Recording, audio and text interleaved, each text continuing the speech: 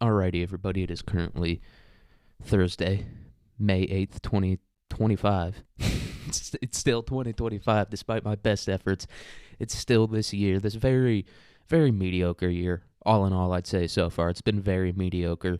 Nothing horrible, nothing great about it. Just kind of is what it is.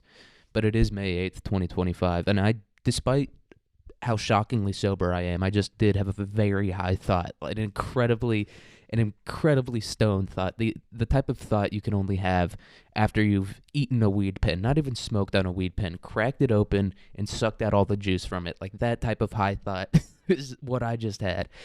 Because here's the thought, and it's very stupid, which is why it's a high thought.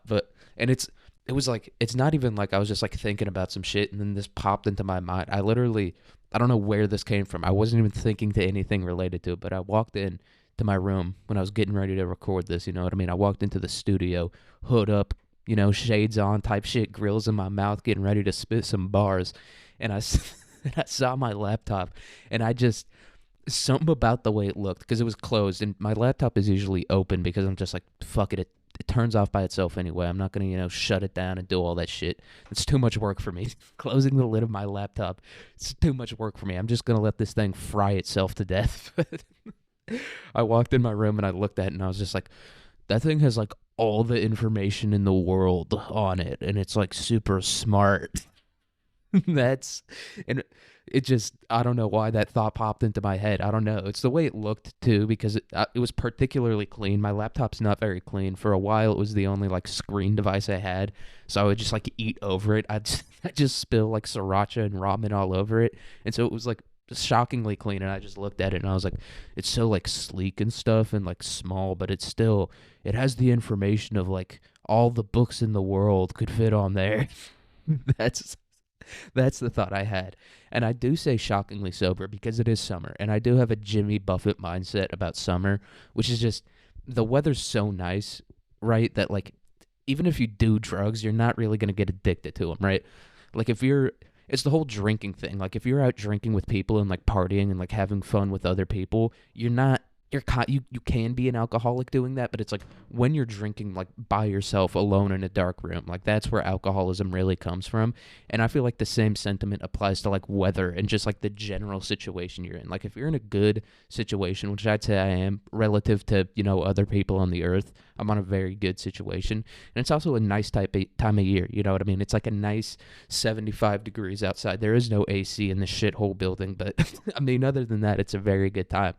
And so I have like the Jimmy Buffett mindset of if you just like get high during like summer and stuff, like, or like just drink during summertime, you could drink 50 beers a day and you still, in my opinion, wouldn't really be an alcoholic.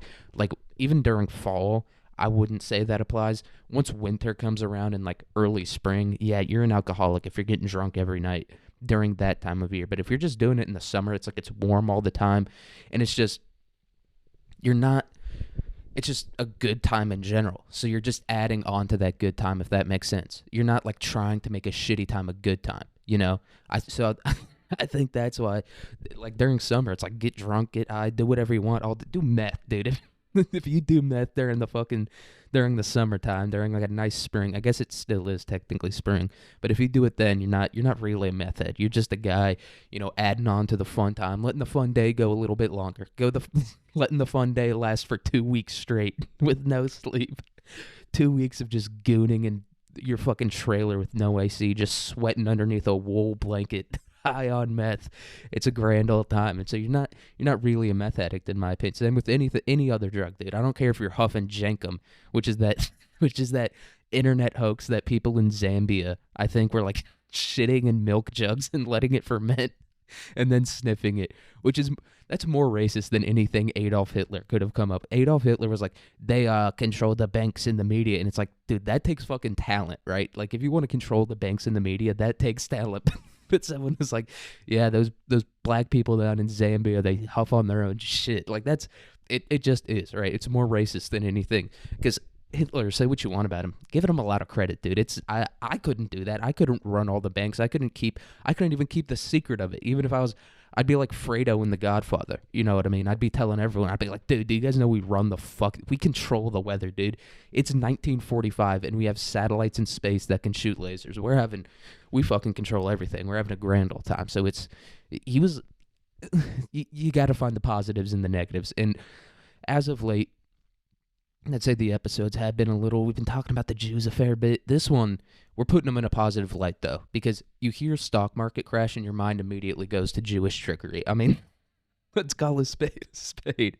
That's immediately where your mind goes. Your mind doesn't go to fucking, you know what I mean, some dude in Zimbabwe fucking on his, like, laptop or whatever, or, like, in a suit coming to America and being like, today I'm going to crash the stock market in America today. Like, your mind doesn't go there. Your mind goes to just rubbing your hands together, you know, stroking your nose a little bit, being like, I know what's up here.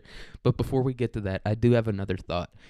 And I might have let this thought been known, you know, sometime, but, like, I don't know. I've just been thinking about it nonstop, especially because I saw a white woman with a biracial kid and a white, you know, stepfather at the grocery store today. And that just pangs you right in the heart, dude. It just does. It just does something about it. I don't know what it is. I think, and this applies to, you know, the thought I've been having a lot lately, which is, this is clearly like some, you know, prancy little bitch from the suburbs, some like white bitch being like, oh, I'm gonna fuck a black guy to like rebel against my dad. And then she goes and she fucks like some black dude who's not, I almost said not one of the good ones, but just like some shitty, like poor black dude who's just like looking for anyone to fuck. Not like a guy with a career who's looking for a wife or whatever to settle down with. Not a guy like that. Just like some poor fucking dude being like, yeah, I'm just trying to fuck. And she fucks that guy, and then she doesn't even pay the consequences for that, right? I think that's what it is, and it's kind of true of like all of those situations, and not all of them, but a lot of them in a way. Like whether it's a white dude that she fucks or a black dude, it's just more apparent when it's like a biracial kid. That makes I'm not saying I don't like biracial. I love biracial people, especially the women. Okay, Ice Spice, Ash Cash, I love them. All right, I'm just saying like it's a more clear example of that situation. It could be a white dude mix. It doesn't matter. It's just, you know, it's a little more clear of a situation. But that does apply to the thought I've been having recently. And not just recently. I've been thinking about this all the fucking time for some reason. It's like the whole gay son versus thought daughter. Like that meme question. Would you rather have a gay son or a thought daughter? And I would rather have a serial killer son than a thought daughter. And here's the reason why. Because if you have a son that goes to like sorority house to sorority house just like killing women, right? People aren't going to be like, "Oh, that's all your fault. You raised that kid the wrong way." Everyone's going to be like, "Yeah, that kid was just born fucked up. There's nothing you could have done about that," right? Like everyone's just going to be like, "Yeah, the wires were crossed in his brain. He was fucked up and he just doesn't care about human life." Whereas if you have like a daughter with like 4 kids by 4 different dads, everyone's going to be like, "What did you do wrong? What did you do wrong?" No one's going to consider the fact that maybe this is just a psychotic person that doesn't have any regard for human life, which is clearly it's clearly what it is. I hate to say it, it's clearly what it is. Because look, it happens once or twice. That's just a common mistake. It could happen to anyone. Could happen to anyone. Maybe you thought it was like, he's not going to marry me, but like we're going to be boyfriend and girlfriend. It's like it's going to be like a long-term relationship.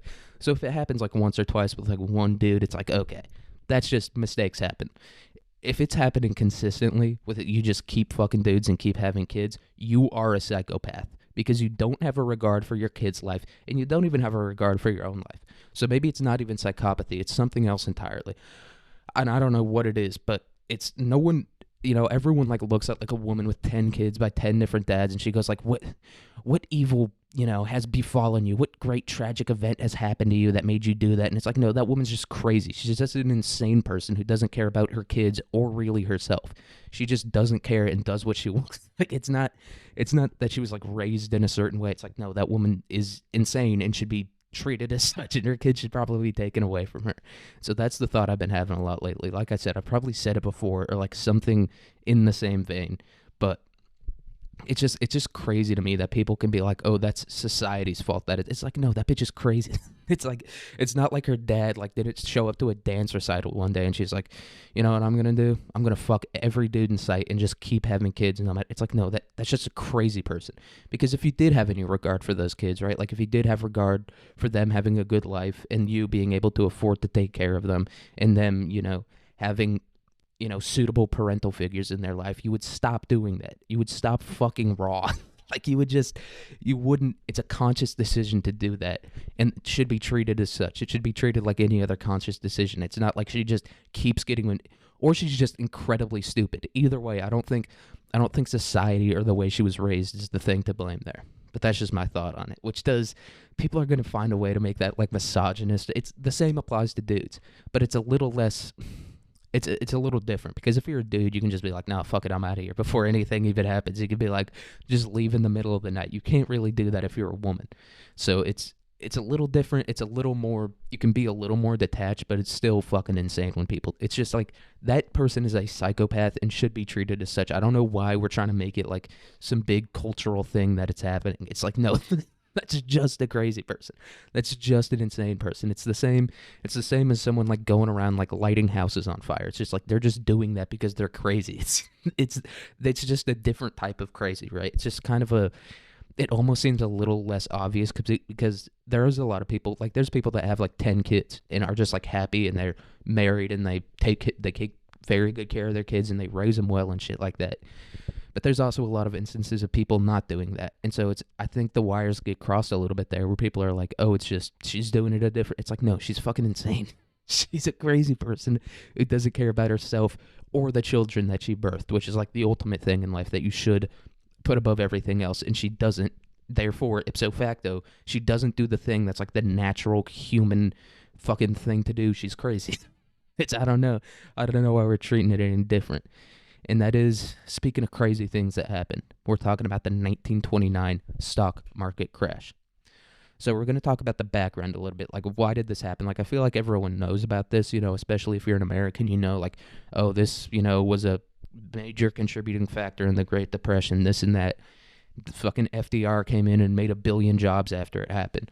But like why did it happen in the first place? Why did like all these people lose their jobs? Part of it, not all of it, is on the stock market crash. Obviously, there was like the Dust Bowl, where agriculture specifically in like the Midwest, almost like the Southwest Great Plains, if that makes sense, like around like the Oklahoma, Kansas, like Texas area, like agriculture in that place was just like completely decimated. And so a lot of people lost their jobs there. But a lot of people at this time during the early 20s weren't farmers, and we'll get into that. So after World War I, there was like a massive amount of optimism, right? It was like World War One. They didn't even call it World War One. Obviously, that would have been funny if someone was like, yeah, no, that was just the first one. We're just getting started here. You guys better wait, 20, 30 years, see what happens next, dude. There's going to be a guy, he's going to be a lot worse than Otto von Bismarck or whoever the fuck was there. He's going to be a lot worse than Franz Ferdinand. It's not just going to be a bunch of retarded Yugoslavians. It's going to be, everyone's going to be getting active in this one. But after that one, they called it the Great War. The war to end all wars is what it was known as. And so they were like, yeah, it's war is kind of, there's going to be a few little shitty things happening there or here, but like that was the big one. We got the big one out of the way. Let's go. The future's happening.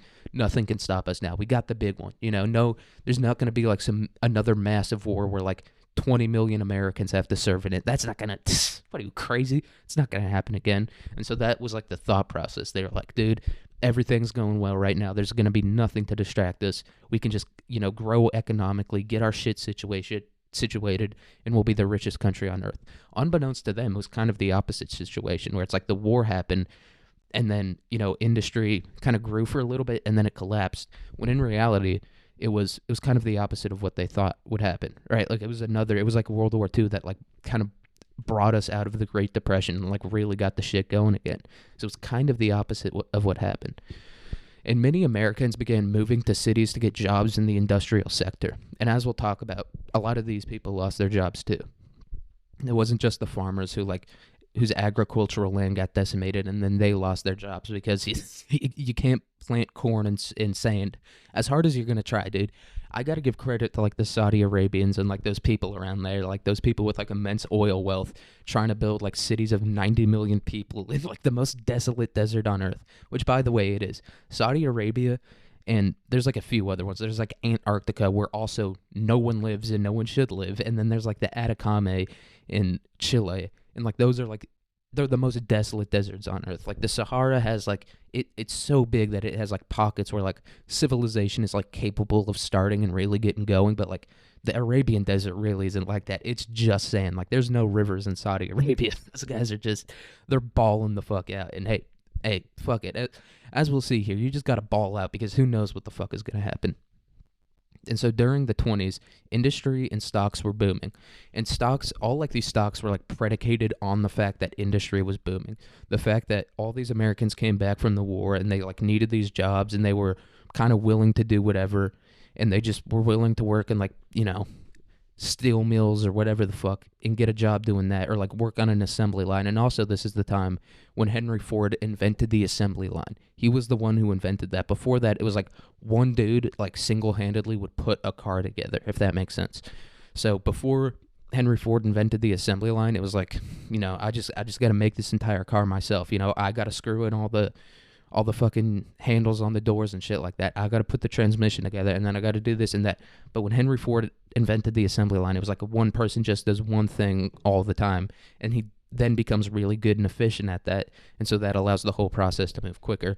And that's, I don't know if that was one of the things that really got this shit booming. It was mostly the end of World War I. That was the main thing that got shit booming. That's the thing to remember here. So it was booming, dude. The stock market was growing so much that people thought it wouldn't stop. Everything, which is just, and you have to remember this is 1920s time when, and I learned about this recently. They used to use radon. I think it's called, no, radon is the gas. Radium is the element. It's a radioactive element, obviously, and they would use it. It glowed in the dark, like some radioactive things. I think all of them actually do that. They all glow in the dark, and so they would use radium, which I guess was super common, and they would use it to paint like the faces of watch dials. So you could like check your watch in the dark, and what they would do is, so this was like they were hand painting it on there. It wasn't like a machine that was printing it. They were using like little tiny brushes to like paint the numbers on the watch dial. And this was happening in the 20s, I think it was like the 1910s and the 1920s when this was happening.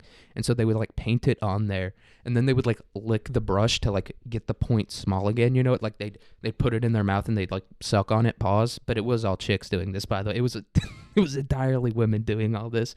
But they would like put the brush in their mouth and they'd like pull it out to make the point small again. But there would still be radium, fuck, whatever it's called. It would still be on the brush a little bit. And the thing about radium is that it's like, I guess it's very similar to like calcium phosphorus or whatever your bones are made out of. So it would deposit itself into the bones of these people, and their bones would literally just like fucking melt away. So you do have to consider when like you're like, how the fuck did they think the stock market was just going to keep growing and not like die no matter what? These people were fucking morons. They were doing that at the same time as this was happening. Like you think of like the 1920s and you're like, the 20th century, the 1900s, a lot of people, it kind of like all melds together in a little bit, or they like look at it in like two halves, like pre-World War One, or like pre-World War One or World War Two or whatever it is, and then post-World War Two. But really, there was a lot of change going on over the time. Like in the 30s probably is when they ended this. So yeah, who the fuck knows? These people were I'm just saying, they were generally stupid. They were feeding their babies like cocaine and liquor and stuff. The babies are getting lit, dude. The babies are Jimmy buffing it out, and so these guys are fucking dumb, but they were like, yeah, it's just going to keep growing and it's not going to stop no matter what. Like they were like, as long as we don't get in another World War I type situation, it's just going to keep going. And so that was kind of the thought. So obviously a lot of people were, investing in it, but they weren't just investing in it. They were using speculative investment, which this kind of seems, I looked it up and I looked it up and I read like the definition, then I read another definition, and I was like, I still don't get it. So I looked it up on Reddit and I was like, okay, so I do get it. I did get those other definitions. It's just kind of all investment is like this. But I guess this was particularly speculative, if that makes sense. It was like they were like, it's going to grow no matter what. The stock market is going to grow no matter what, so I can invest my money into whatever, and it's just going to keep growing. So it was like super speculative, speculative investment. It was just like, they were just like, it's going to grow no matter what, so I can invest it literally in anything, and it's just going to grow. On March 25th, 1929, goddamn, the Federal Reserve warned of speculative investing. They were like, look, guys, I know we're the Federal Reserve and we're like the bane of all that's of all goodness that's happening in this country. Like, we're the most evil entity that's ever been created. But, like, chill the fuck out, because if you guys fuck this whole stock market up, we're going to get fucked up too. So that's probably why the Federal Reserve warned about this. And this led to some investors selling their stocks. They were like, okay, the Federal Reserve, the Jews over the Jays and the Wasps telling us to stop doing it. All right, we'll listen to these guys. And so some of them, but it wasn't a ton. It was just a few of them were like, oh, fuck, the Federal Reserve's talking about it. We got to sell. And these guys, it's called the 1929 stock market crash. So obviously the dudes who sold early were some of the smart ones, the dudes that listen. And good on the Federal Reserve. I feel like maybe when it was first created, it was like they were truly an altruistic thing who like cared about the American people. Now they don't care at all. They're like, we're going to prevent inflation by printing as much money as possible. Like, that's what the Federal Reserve is doing now. They're just not very calculated, but they were right about this one. They were like, hey, stop that. You can't keep investing your money in stupid shit like that. And it's also like, a house was 20. What were they investing their money for? What were they going to do with all this extra money? They thought everyone could be rich. Like, that's the problem with a lot of these things, is that everyone thinks that everyone can be rich. And it's like, nah, everyone can be poor, or everyone can be completely different classes. Like, there's no in between like that, if that makes sense. So this caused like a mini crash, right? Just like a little bit of a dip. There's a you can just look up like 2029 stock market, the Dow index ticker, which we'll talk about in a second. And you can look at that, and you can see in March there was just a little one. It wasn't like the one that happened later on in the year. It was just like a little dip. It was just like a little more than like a usual dip, if that makes sense. Like, usually there's going to be a dip here or there. This one was just a little bit more, just a touch more. And the Federal Reserve was like, hey, you got to sell your stocks. And these guys were like, I'm going to fucking listen to these guys, dude. Literally the people that control all the money in America. Yeah, I think they've got this thing figured out. So I think I'm going to listen to them. But this little mini crash, it ultimately stabilized, but it kind of showed like the market was a little bit shaky. It showed that like the market could crash, which was completely contrary to like the general belief of like these stock market investors. Like, a lot of them are like, dude, this thing is just going to keep growing no matter what. It literally cannot be stopped. They were like, this thing is Wilt Chamberlain, basically. This thing was like the Wilt Chamberlain of stock markets, or at least they thought it was. They're like, this thing, it can 100 points in a fucking game, which is also, it's kind of reflective, right? Like, the 100 points in one game, it's never been proven. If you don't know, Wilt Chamberlain was a basketball player. I don't know why I said basketball players, dude. I'm turning into someone from Pittsburgh, just adding an S to every word. But he was a basketball player during like the 50s, 60s, and 70s, and he was like completely dominant. And he allegedly scored 100 points in an NBA game, but this has never been proven. And it's kind of like a lot of his numbers, people believe, have been like completely inflated. And it's kind of reflective of the stock market like that. Like, especially at this time, it was like, it's kind of being inflated a little bit. It's kind of like there's really not enough industry to support the stock market, if that makes sense, or to support where like the stock market people are saying it's at. So if it's like there's a steel company and people are like, oh, it's worth $1 trillion, when in reality they can't pump out enough stuff to make $1 trillion. If that, I don't get exactly how the stock market works, but it's kind of like that, if that makes sense. Like, there's not enough like actual material and like goods and services being produced to support the number that people, prescribe to that company, and that was kind of true of the entire stock market at this time. And that's kind of what caused that little mini crash. But during this like little mini crash, a guy named Charles E. Mitchell provided $20 million in credit to reduce the demand for call money. And this is $25 million is about $500 million in today's money, a little bit less. It's like 480, I want to say, somewhere around there, a little bit less than 480, like 475, I think is what it is. So he basically gave $475 million to prevent the need for call money. And what call money is, it's basically a short-term bank between banks, or short-term loan between like banks or investors or whatever, that must be paid back, on demand. It's like, hey, I'm going to give you this money, but like, so you can, cover your ass or whatever when you're buying these stocks, but you got to pay me back when I tell you to. And it's a loan, obviously, and I do think it has like crazy, it's almost like a payday loan, where it's like, hey, I'll give you all this fucking money now, but you're going to there's going to be some serious fucking, what's that shit called? It's, God damn it, I'm so retarded. You're going to have to pay me back a lot more than you paid me, if that makes sense. There's a lot of, what the fuck is the word I'm looking for? It starts with an R. I know I know it starts with an R, but I can't think of it. But it's basically a payday loan for investors, if that makes sense. But between investors, so it's like one investor or one investment bank company, whatever, will be like, all right, here's $20,000, but you're gonna owe me $30,000, and you're gonna give me the $30,000 when I tell you I need it. Is basically what's going on here. And the loan is very short term. Like, you hear short term loan and you think, oh, it's like, what is it, like a year or whatever? It's between 1 and 14 days. It's literally like, you need your ass covered now. You ask for some call money and then they cover it. I don't know if they still do this. They still do a lot of the shit that they were doing back then. Like, looking at the stock market now, they're still doing a lot of the shit they were doing right before one of the biggest collapse in the stock market history.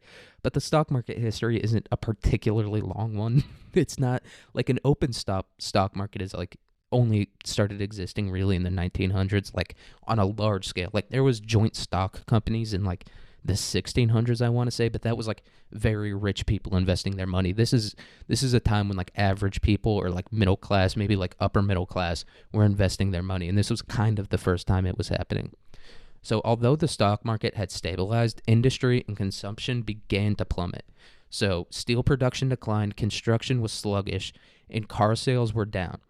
And so the construction thing is like, obviously, like I said, all the people were moving from rural areas to like more urban areas so that they could get jobs in the industrial sector, and they were buying cars when they were doing that. And also, a job in the industrial sector gives you a lot more money to spend. And so I think maybe what happened is like the urban areas had kind of reached their carrying capacity in terms of the amount of people that could live there and the amount of people that could get jobs there. And so the steel production kind of like went down a little bit because there wasn't like this giant influx of labor. And then construction obviously goes down because there's not this massive influx of labor, which causes people to need housing. And then people aren't buying any cars. It's like all the people that could be buying cars, they already bought them. And so, not enough people are moving from the rural areas to the urban areas to like support this. So this was all going down at this time. And people were also building massive debts due to easy credit. And this is very reflective of the 2009 stock market crash, or the housing bubble collapse, or whatever the fuck it was called. I think it ultimately was like the entire stock market went down. And so they were just like, fuck it, I can get this money, I'm going to take it, right? It was like the subprime mortgages. If you don't know what a subprime mortgage is, it's basically, so there's someone wants to buy a house, right? Some like poor little, white trash little shit wants to buy a house. It's like, I got a job at Walmart. I'm the night manager at Walmart. I need a mansion now. I need 10 bedrooms and 10 bathrooms now.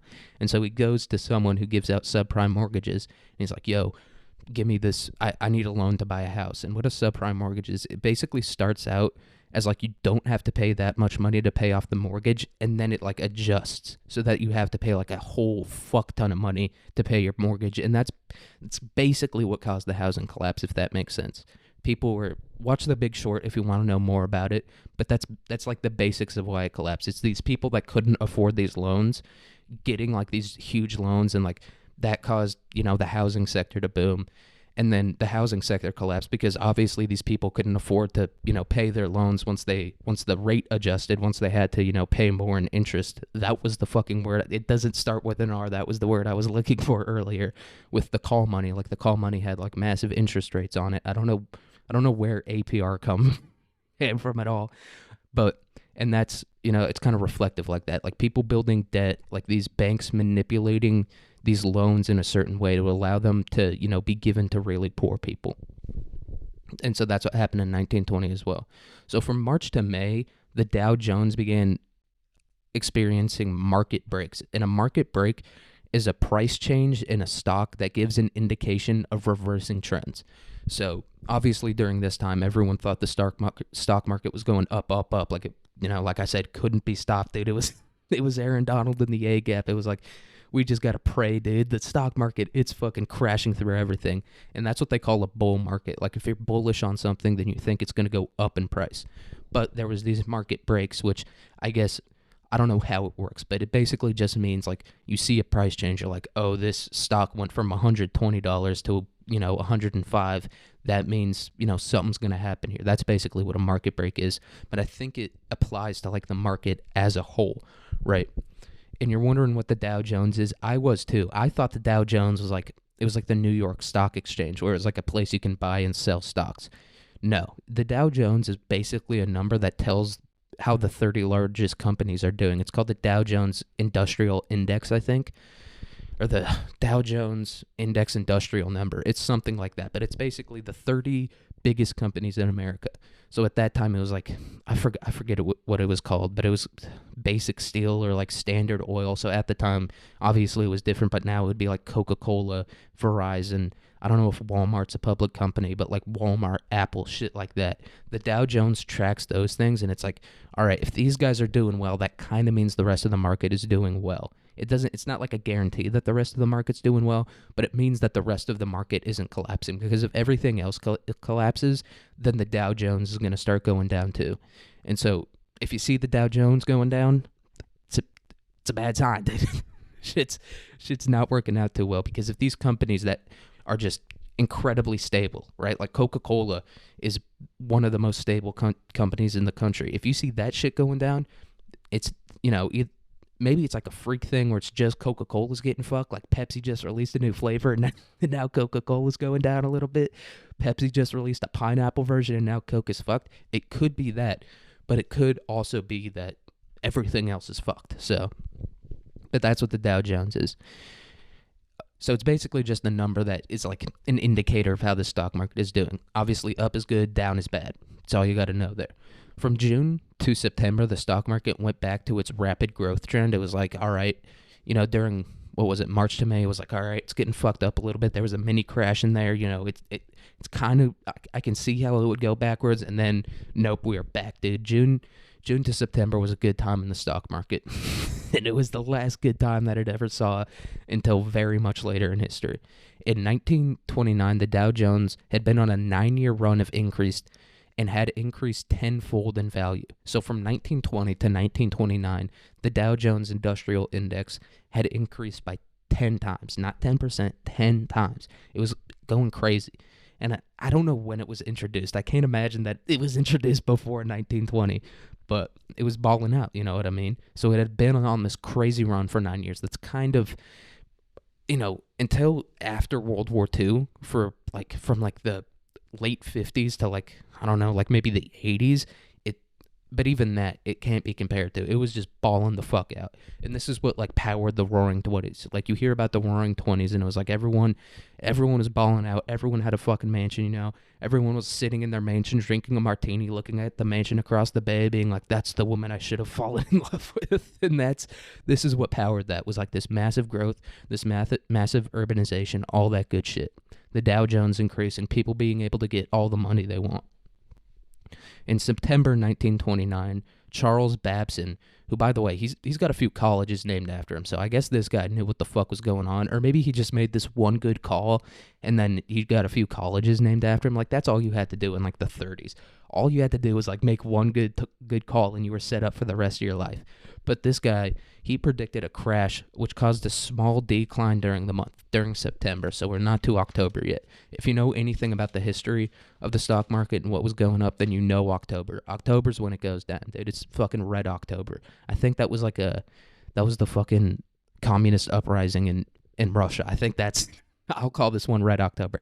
They call it Black October because I think being in the black means that your money's not doing well or something like that, because obviously they're racist and black people aren't good with money. No, I don't think it's that. I wouldn't be surprised. I wouldn't be surprised if that was the case. In October 1929, the Smoot-Hawley Tariff Act began receiving more and more support in the U.S. Senate.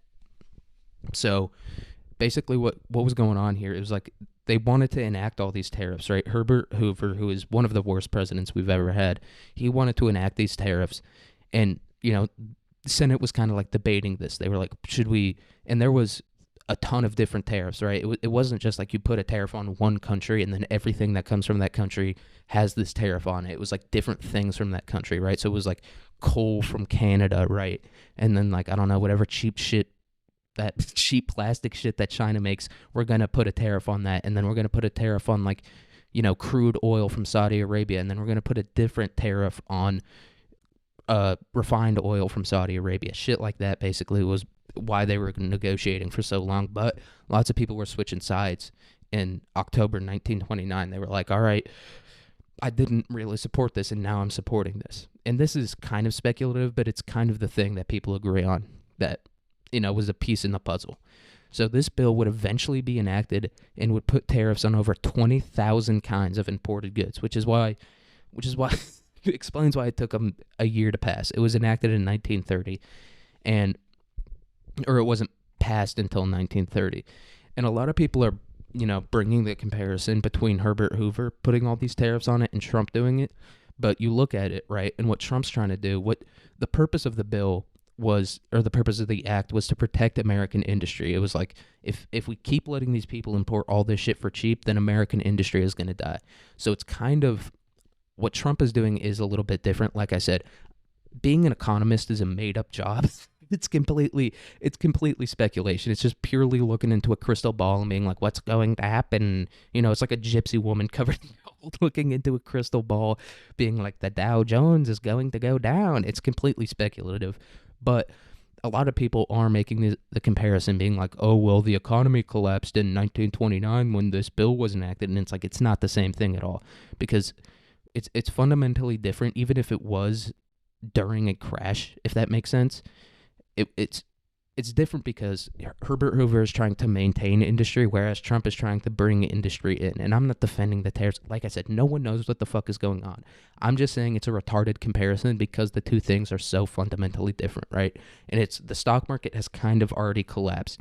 And so Trump's putting all these tariffs to try to bring the stock market back up and bring industry back, whereas Herbert Hoover, the market was crashing during this period, and he's trying to stop it from crashing, and he's trying to maintain industry. So it's fundamentally different in those two ways.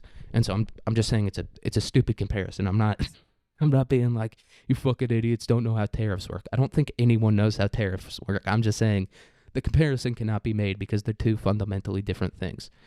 So I don't know. I turned it to Fox News there for you fucking idiots don't know what's going on. Oh, and then I forgot to say this earlier. So the guy, Charles E. Mitchell, who gave like the $500 million basically to prevent the mini crash from like going any further, he was a Jewish guy. So, hey, everyone being like, oh, they just want to put us down. They control the country and they want to put us down. It's like, no, dude, this guy was a faithful American. You could maybe say Israel is trying to do that, but you can't say Jews as a whole, because this guy prevented a stock market crash from happening earlier. He really thought it was going to stop. And so this bill, yeah, whatever. So some believe that the speculation around the bill led to the crash. Whatever the event was, it's kind of debated a little bit. It was like, was it this, was it that, who fucking knows? Whatever it was kind of the straw on the camel's back. The market was essentially like a house that was built on sand, and really all you needed to do was like give it a little push and it would have fallen over. It's literally the straw that broke the camel's back. Whatever you want to say it was the straw that broke the camel's back. It's like a house infested with fucking termites, and then some dude like fucking takes an extra hard step and the house collapses, and you're like, it's fucking, the house collapsed because it was your fault. It's like, no, there's 80 million termites living here, and you've been ignoring them for the past 20 years. Like, that's why the house collapsed. It wasn't because that dude took an extra hard step. That was just the thing that made it, it's whatever it was. It wasn't just like one single event. It was like the fact that this entire thing was built on a false foundation. It's like God said, build your house on a rock, not sand, even though sand is a bunch of tiny rocks. So I don't know what God's talking about. I think we should not do what God says. I think that's a good plan. Surely nothing bad can come of that. Surely nothing bad can come of defying God in every way, shape, or form. Nothing's gonna happen there. Oh, can you think of one instance of the Bible of anything like that? You moron. But sand is a bunch of tiny rocks, basically. So if God says to build your house on rocks, I'm just building mine on a ton more rocks, I'm just following him even more. But that is what the stock market was at this time.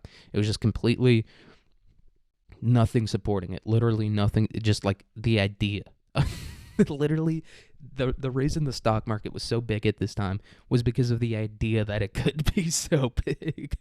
That just shows it. Just goes to show how powerful ideas are. All right, I feel like an English teacher at the end of the school year.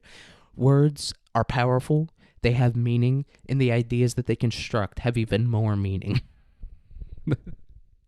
But it's true. Hey, it's true. All right, look, I know I'm just an old balding man, all right, with glasses that's teaching you about, Shakespeare and poetry and stuff, but words have meaning. Fuck you, dude. Fuck you.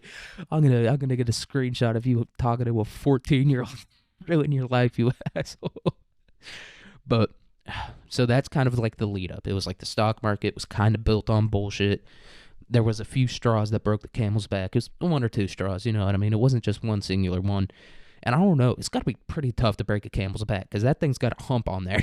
You know what I mean? That thing's got a very thick layer of protection on there. So, I mean, if you're breaking a camel's back, that's impressive in its own right. So I don't even know if that comparison can be made here because this wasn't even a camel, dude. This was like a fucking inbred donkey or something. This wasn't a powerful creature. This was like an ox with 3 legs missing, just dragging itself along by 1 foot.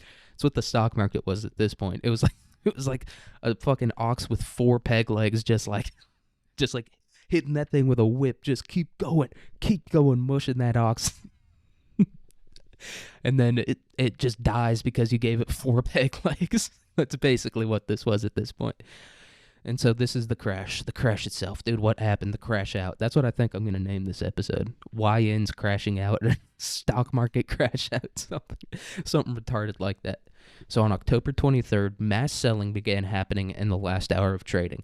And this is where the speculation came in, right? Where it's like, was it this, the Smoot Hawley tariff act? Was it this? Was it that? Who really knows? But this mass selling started happening. Everyone was just like, all right, let's fucking get rid. There's also something about the banks in there and inflation and some shit like that, but we're just talking about the stock market here.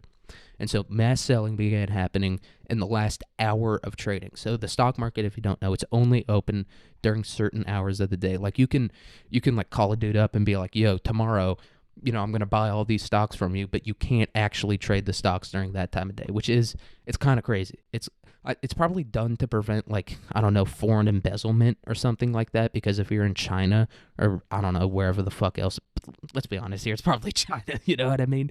Sierra Leone isn't the ones that are going to be conspiring against the U.S. stock market. It's going to be like China or Russia or some shit like that. And so I assume that's why they have, like, the certain hours of trading, because it's like, all right, this is the time when Americans are awake, and the stock market is meant to help Americans, not these people from these, not these other countries. It's meant to help America. And so in the last hour, I guess everyone was like, dude, if we start doing it first thing in the morning, then everyone else is going to do it. Let's just, this is, kind of where my conspiracy brain is coming into play, where it's just like a few dudes got together or whatever, or a few investment companies, a few investment banks got together, and they were like, all right, we're going to do this at the last hour so that, like, no one else can, like, hop on the bandwagon, or it's going to limit the amount of people that can hop on the bandwagon. So they just sold all their shit on October 23rd during the last hour of the day. This led to a 4.6 decrease in the Dow in one hour. All right, so we got that. Everyone sold all their shit, and then everyone was like, holy fuck, why the fuck are all these guys selling their shit? And then kind of everyone else was like, these guys sold all their shit. That means something's going down. That means I got to sell all my shit. So basically the entire night, everyone was like trying to figure out how to sell all their shit. It's very, once you explain it in dumb terms, it starts to make sense like that. Like everyone, it was just like a mass panic, basically. It was a mass, no one knew what the fuck was going on, but they were like, these guys are doing this shit. It was the human mob brain coming into play. It was the human, the tribal with the monkey brain being like, these people are running, I should run too, is basically what it was. And so on the opening bell, traders began selling their stocks, like, en masse. Just completely everyone was like, and I don't know who the fuck they were selling it to. I don't know who the fuck but they were just like, get this shit out. Maybe, can you cash stocks out? I think you have to sell stocks to other people to be able to get the cash from it. Maybe you can sell it back to the company, but you have to sell it. So I don't know who the fuck was buying these stocks, but people were just dumping them. Just some retard over there. Just some dude whose, like, first day it was, they were dumping all it on him. He was like, dude, I can get all these stocks for $20. fuck yeah, I'll take that deal. And so everyone was dumping stocks. Everyone was like, get that shit the fuck out of here. And over $2 million exchanged hands in 3 minutes, which I'll pull up a inflation calculator real quick to see how much money that is. But it's, this is 1929 money. So it's not like $2 million now is like, you can't buy a house with that shit, you know? You know what I mean? $2 million now is like, do you want a fucking McChicken or a double cheeseburger or something like that? So I'll see how much it was. But it's probably talking like $80 million or something, if I had to guess. I don't know. Does 40? I don't know what it is. Let's see what it is. Calculate. I was surprisingly close. So I was like 80 or 40. It was 36.9. I just took two completely random guesses on opposite ends of the spectrum, and I was right. So $40 million, even now. But this is, you got to remember, like, there wasn't as much money in circulation, so it was probably like a higher percentage, if that makes sense. Like, I don't really know if that makes sense, but like it was probably like a higher percentage of the money that existed at the time in the first 3 minutes. And so at this time, stock exchanges were like, it was like this dude sold this stock to this guy. They were printed out on ticker tape, which couldn't be printed out fast enough. So no one knew what the fuck was going on. It was like these massive, massive deals were going on where people were just dumping stocks on each other. It was a bukkake, dude. It was a Diddy party, basically. Everyone was spraying everyone else with baby oil.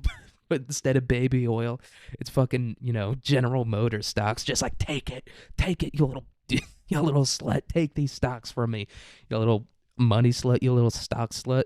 And so, like I said, the ticker tape, it couldn't be printed fast enough. And so it was like, if you're not in the shit like that, and even if you are in the shit like that, like so many deals are going on at the same time, so much money is being exchanged between people that no one knew what the fuck was going on. And so everyone was like, it's just pure chaos. It's just insane. Literally, it's a fucking mob of people, and you literally had to like go around, like run around to like exchange stocks at this time. It wasn't like, oh, I can just click a button on my computer to send the stock. It was like, no, physical pieces of paper and physical money. And people were just sprinting around. Just full speed, as fast as they could, sprinting around, being like, fuck it, take my goddamn stocks, you assholes. Just shit like that was going on. And so, in the first 3 minutes, the market, and I don't know if this is the Dow or the market as a whole, lost 11% of its value at the opening bell. So in that first 3 minutes, 11% of the value was lost. I don't know where the fuck the value went because all the stocks are still there, but 11% of its value. I do imagine that's the Dow because everything else here is like measured by how the Dow was doing. And the Dow, like I said, it's a reflection of the market kind of as a whole. So 11%, which is a fucking insane number if you don't know. I'm saying that like I know. I don't know either. But it's just a random guess. And so during this day, what was it, October 24th, October 24th, a few bank heads, including Charles E. Mitchell, our favorite Jew, the friend of the show, Charles E. Mitchell, collaborated to invest in blue chip stocks to stabilize the market. So they were like, all right, we're going to get all this money together and buy all these stocks from people so first of all, that they have faith that the market works, but also we're going to overpay for the stocks so that the companies wouldn't go under. And that's the thing I read didn't say that. That's kind of just speculation. So they were basically just giving away money to these companies so that they didn't go over, so that the stock market as a whole doesn't collapse, right? Because if Apple goes under, then kind of everything else is fucked, right? Like a lot of things are dependent on how Apple's doing, I think. I have no idea. But I guess the main reason they were doing it was to give people faith that the stock market was going to keep going well. And it was like, hey guys, this is just a little bit of a panic that's going on. Us bank heads, the ones that are really powerful, the guys that know what's going on, we're still buying and selling stocks. We're buying a whole fuck ton of stocks, so it's going to go well. And one of the families that did this is where your conspiracy brain can come into play a little bit. One of the families that did this, the Rockefellers, the infamous Rockefellers, the ones that are eating babies and sacrificing them to Moloch and shit like that, they were one of the banks that did this, which, kind of begs the question. Did they facilitate this stock market crash so that they could buy a bunch of stocks when they were cheap, and then they had enough money to, wait out the Great Depression and then sell all those stocks again once they were worth more money? I don't know, just a little conspiracy. Who knows what's happening here? But I do think Charles E. Mitchell's just, a good guy like that. I do think he was just yeah, guys, let's do it. Come on. Trying to, the fucking backup punter trying to rally the team together during a playoff game, just like, yeah, we can do it, guys. And everyone's looking at him like, this guy has no fucking idea what's good. This is the backup punter. He doesn't even play football. Get this nerd the fuck out of here. I've had enough of your worthless Chimanes. So I do think Charles E. Mitchell is just like a genuinely good guy. Just like, come on, let's go. But the Rockefellers, as soon as you mention their name, I'm instantly like, what the fuck? What's going on here? There's something going on here. I don't know what's happening here, but it's something. So, I couldn't in a million years tell you how the stock market works or who the Rockefellers even are. I do know who the Rockefellers are. They are the people. They're the family who had Standard Oil, which, if you don't know, Standard Oil was like the first monopoly, basically, that was ever created in America. Or maybe no, definitely not in the world. Like the Dutch East India Company controlled countries and shit. They definitely weren't the first monopoly, but they were the first like American one that was like, enacted the policies that made that made monopolies like kind of unable to exist. And I think this was after like Standard Oil had been dissolved and turned into like Exxon and like Chevron and all these different companies. But that's also like, I don't know. I don't think the government can just steal all that money from you. So it's just like, I don't know. I guess it's all controlled by one family still, but they're technically different companies. I don't know. I literally no idea, and we're not going to get into that. And so, but they got all these people together, and companies that the Dow tracks are blue chip. And a blue chip stock, anyone that's seen The Wolf of Wall Street knows what it is. It's like a stock that no matter what, it's going to be doing well. And so obviously the ones in the Dow are blue chip stocks. And let me look for the company that they did it in. Like I said, the steel industry in particular was booming during this time. And so the one that they invested a ton of money in was, what the fuck is it called? U.S. Steel. So like any company that's like named like that, like like American Oil or U.S. Steel or fucking, British Petroleum, shit like that. Like those are like the old money companies like that people build conspiracy theories around. And so fuck it. If fucking, if U.S. Steel can collapse, then who else can collapse? Who knows? Maybe the Rockefellers and the reptilians will quit controlling us one day if the stock market collapses enough. But these people, they invested in all these blue chip stocks, and it kind of like stopped it a little bit. It kind of even brought the market back up a little bit, because at the end of the day, the Dow only decreased by 2.09%, and our first number was 11%. And I really don't know. I looked to see what it was. It doesn't say if it's the Dow or not. I do imagine it is. And so they brought it up from 11 to 2.09. Hey, but not bad. That's 9% there. 9%'s a world of difference, but at this time, we kind of already know that the stock market, everything that's going on in there is kind of complete bullshit. It's kind of all completely made up, because if it can collapse like that, then it was never really stable to begin with, if that makes sense. So this day is called Black Thursday. October 24th, 1929 is Black Thursday, and it's just the beginning, dude. It's just the beginning. So Black Thursday happened, and then I guess Black Friday just wasn't that bad. It just wasn't, because there was nothing in there about it. So I guess maybe like the trend continued a little bit, or maybe that 2.09, like people saw that, like that was the only increase, and they were like, all right, a bunch of people panicked. It really didn't go down by that much. But then we get to Black Monday, which, if that's the 24th, the 25th, the 26th, the 27th. So this would be Monday, October 28th, 1929. The Dow decreased by 12.82%. They did nothing. All that money they put in U.S. Steel, wherever the fuck they put it, Coca-Cola, Pepsi, Mountain Dew, all that money they gave to the rednecks over at Mountain Dew, those West Virginians, those Ohioans, ain't do a goddamn thing, because on Black Monday, it was an even bigger decrease than that initial decrease on Black Thursday. So many investors were being forced to pay back their call money. And remember, call money is like those short-term loans between banks. And so the banks were like, dude, the stock market's fucking collapsing. You took this money from me. Now you got to pay it back. And I think this is the time where a lot of people started taking their money out of the banks, and the banks ran out of money. That's like a famous thing that happened during like this collapse, and that led to the Great Depression, is everyone was trying to get their money. They were trying to get their physical money back. They were trying to like, hey, I know I gave you all these stocks. I don't need that shit. Give me my money back. It's a fucking piece of paper, dude. I want a different type of piece of paper. Give it to me now. I want my money, dude. I want my Benjamin Franklins. I want my Andrew Jacksons, dude. Give them to me.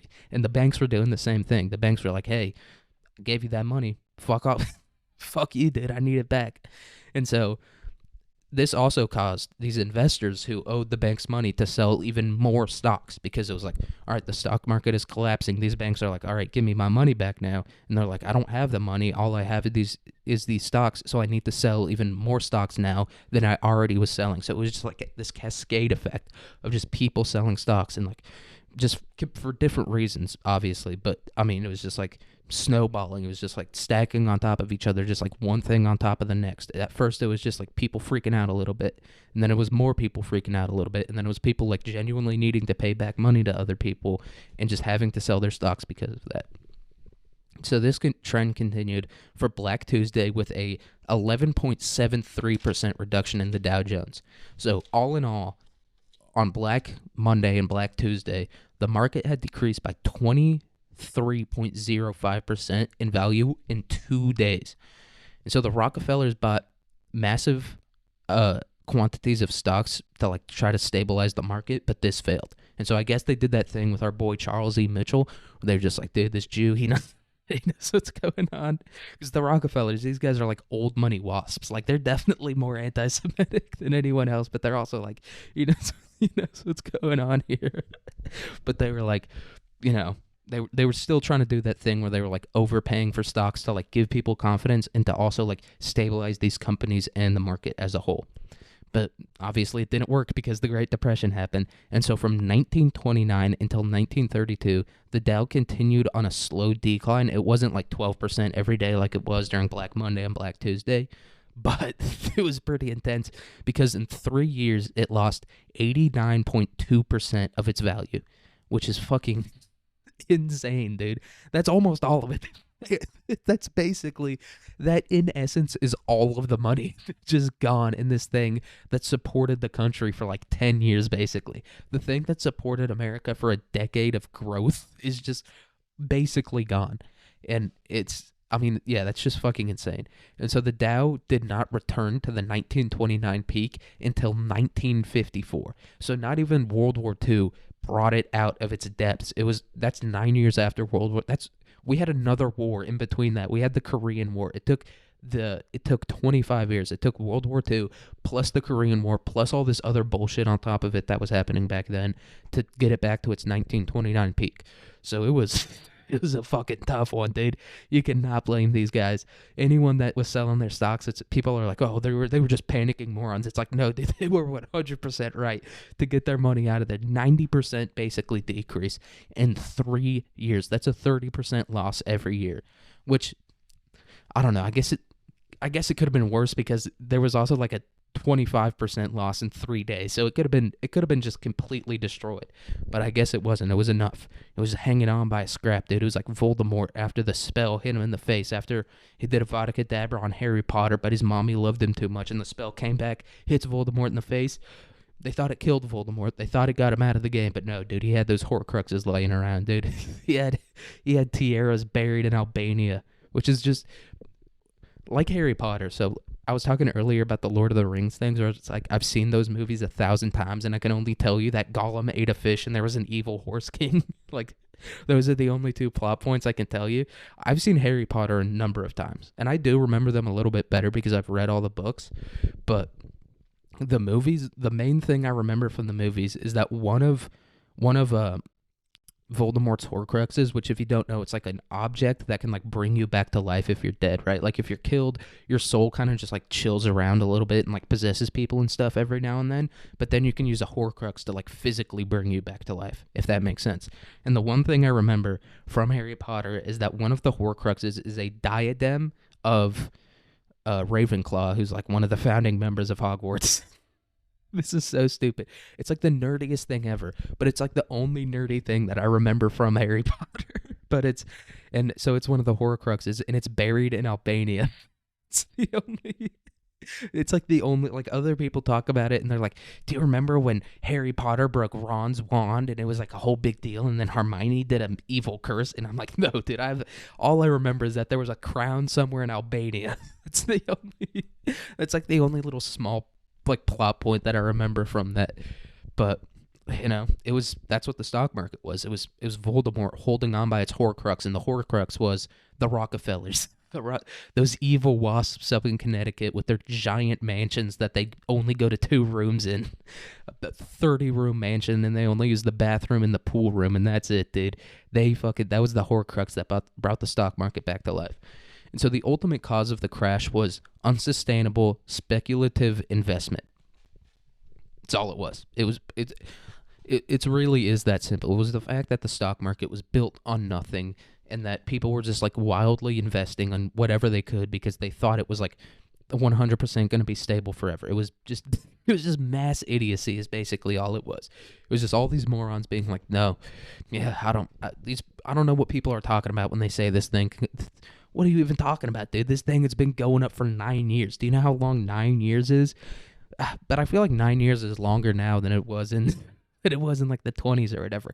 In like the 20s, 9 years would go by and like F. Scott Fitzgerald would write The Great Gatsby, and that would be the end of it. That would be the only thing that happened. It's the only thing I can tell you about the 20s, is that the stock market collapsed, and that was basically in the 30s when that happened. Like, all the consequences of the stock market collapsing really, took place in the 1930s. And the other thing I can tell you about the 20s is that a guy wrote a book, right? And I don't know if guys know about F. Scott Fitzgerald. Not a nice guy. He was married to a woman named Zelda. That was F. Scott Fitzgerald's wife. He was married to this woman named Zelda, who was an insane person. She was completely out of her mind insane. But the reason she might have been insane is because F. Scott Fitzgerald cheated on her constantly. He may have cheated on her so much and like completely abandoned her emotionally. And this is the 1920s too. You got to remember, I don't know if you guys know about women's rights, but they weren't doing too well. They had just got like the right to be able to wear dresses in public. Like, they're not even dresses. They could wear like shoes that didn't cover their entire feet. Like, that was like the major revolution that happened for women in the 1920s. So F. Scott Fitzgerald basically, like, dude, this brings me back to a book called The Yellow Wallpaper, which, by the way, the only book that's ever scared me. That, besides scary stories to tell in the dark when I read that in 3rd grade, The Yellow Wallpaper, maybe it's just me because I'm scared of like becoming mentally ill, like becoming schizophrenic and just like not having a grasp on life as a whole. Like, that really scares me, and so this book really scares me. But it's kind of like what happened, I believe, at least, to Zelda, who's F. Scott Fitzgerald's wife. He basically just like, what the book is, what The Yellow Wallpaper is basically this lady is just like so completely neglected by her husband. And like I said, it's like this might have even been before the 1920s, like the late 1800s or some shit like that. But she was so neglected by him, and she kept having like miscarriages and like dying kids and shit, I'm pretty sure, that he just like locked her in this room, and all she had to do all day was stare at this yellow wallpaper, and she just went fucking it. It's like about her going insane, staring at this yellow wallpaper. And I'm pretty sure that's what happened to F. Scott Fitzgerald's wife. But she might have been a little crazy beforehand because she constantly like ridiculed F. Scott Fitzgerald. She was constantly like, your dick is little, your dick doesn't work. And I think F. Scott Fitzgerald, he was in World War I, and I think that actually like something happened to him, whereas like his wiener stopped working. He had a bad wiener, dude. He didn't have an Oscar Mayer. He had a great value wiener. Didn't even have the Oscar Mayer. I think maybe it wasn't him. There was another one like that. There was like some author. It might have been, what's that guy's name? Fuck, Edmund, not Edmund Fitzgerald. Who was the guy who wrote The Old Man and the Sea? I think maybe his wiener might have got messed up a little bit. Ernest Hemingway, that's who I was thinking of. I think his wiener might have got a little bit messed up during World War I. But either way, that's all I remember about the 1920s, is that some guy's wiener got messed up, and this guy wrote this book that everyone has to read in English class now. And then the stock market collapsed, which, once again, the ultimate consequences of that really only happened in like the 1930s, because this was October of 1929, and the world moved at a snail's pace back then. And so it was like people in Oklahoma didn't hear about that shit until like World War II started. They heard about the Nazis and the stock market collapse at the same time. Like, that's just how slowly the world moved back then. So that's how the stock market collapsed. I figured it out, guys. I put my finger on it. The tariffs. What's going to happen with the tariffs? Who knows? History has all the lessons of the past in it. I don't know. I truly am a gay English teacher at heart, but that's all I've got. Hope you have a good day, good year, good week, good life. Hope things go well for you. Hope your finals go well for you. I know mine aren't. I know mine. Just, dude, chemistry. Can you believe that? I got to figure out how nucleuses work. Dude, I'm I'm 21. I don't even know how to get a house yet, dude. I'm applying for jobs and they're all telling me to fuck off. You want me to figure out how the goddamn nucleus works? Get off my ass with that shit, dude. I don't got no time for no damn nucleus. What you talking about, nucleus? What's nucleus? Is nucleus a place I can get a job and get paid $17 a goddamn hour? Because it's the only way I'm going to be interested in it. It's the only way I'm going to know what's up with a nucleus if I'm working there stacking boxes and bottles of mustard. Okay. All right. Good day, good year, good week, good life. See you guys on Wednesday. I think I'm going to, from here on out, with summer coming up and shit like that, I think, and having to like actually do stuff, I think I'm only going to be doing 2 eps a week. I think I'm going to do current events still. I think the minisodes are done, you know. It was a failed experiment. I think those ones are going to be done. And I'm going to do the full episodes. So I think it's just going to be not minisodes, current events, and this other shit that I'm doing from here on out, which no one is listening to. All right, peace.